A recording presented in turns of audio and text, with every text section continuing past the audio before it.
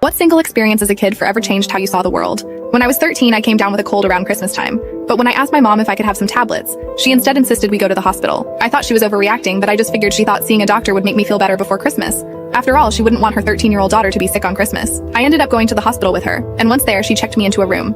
I saw her speaking with the nurses just before she did, and all the nurses went pale and their jaws dropped as they kept glancing in my direction. Once I was in the room, I remember asking my mom if the doctor said I would be okay, and she reassured me that it was just a cold. I responded by asking if it was just a cold, why did the nurses look so worried, and why I was in this room. She told me not to ask questions I don't want answers to, and then shushed me when I tried to speak again. She left the room a minute later, telling me she was going to get some water and that she'd be right back. And that was the last time I ever saw my mother. She legally abandoned me in that hospital that day and left me to be picked up by CPS a few hours later. Christmas was in 2 days' time, and I ended up spending it in an emergency shelter. What hurts just as much is that my mother came home to my younger sisters, and she sold them a lie about how I had just died. My little sisters grew up thinking their big sister had passed away, and a big part of their childhood was ruined because of it.